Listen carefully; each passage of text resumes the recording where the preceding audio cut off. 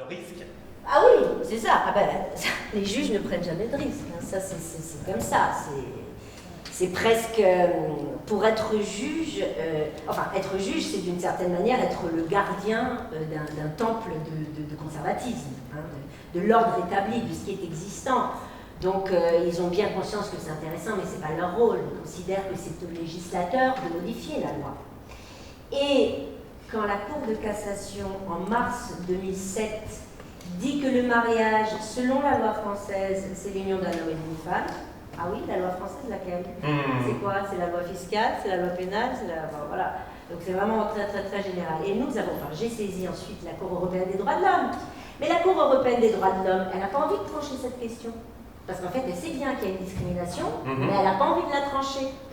Donc, elle rendra un arrêt en 2016, 3 ans après l'ouverture du mariage civil, et c'est un arrêt qui dit qu'il n'y a plus lieu à statuer. Donc voilà, ça a été quand même une très longue bataille, hein, quand même vraiment importante, mais le fait que le mariage soit ouvert, ça inclut totalement les lesbiennes et les gays dans le corps social. Donc je vais avoir les pièces dont je vais faire état. Donc là je vais raconter Monsieur Machin exerce tel métier, il a 46 ans, Madame Truc elle exerce tel métier, elle a 36 ans, ils se rencontrent en 2012, ils sont mariés, ils ont souhaité fonder une famille, ils sont tournés vers la GPA, et c'est comme ça qu'ils ont eu un enfant d'ailleurs, vous voyez, je vous ai mis l'acte de naissance original, traduit apostille. Bien.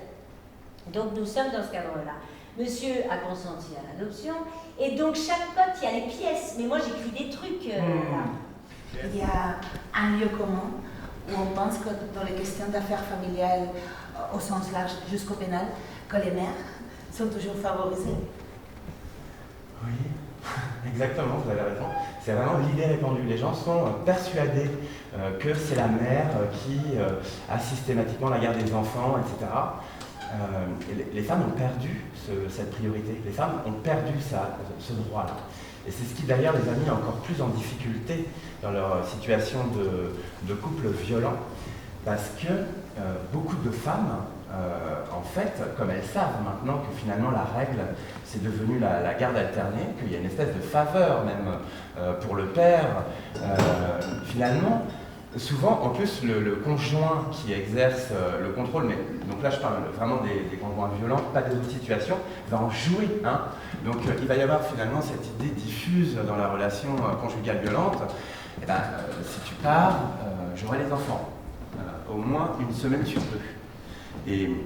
Et donc cette crainte aussi pour les mères violentées de partir, et finalement dans mes dossiers, là je vais prendre le cas qui est le plus grave, hein, où finalement les violences sont fatales, celui des féminicides, et ben, dans quasiment tous mes dossiers de féminicide, c'est un problème de garde qui est à l'origine, ou qui a permis le meurtre.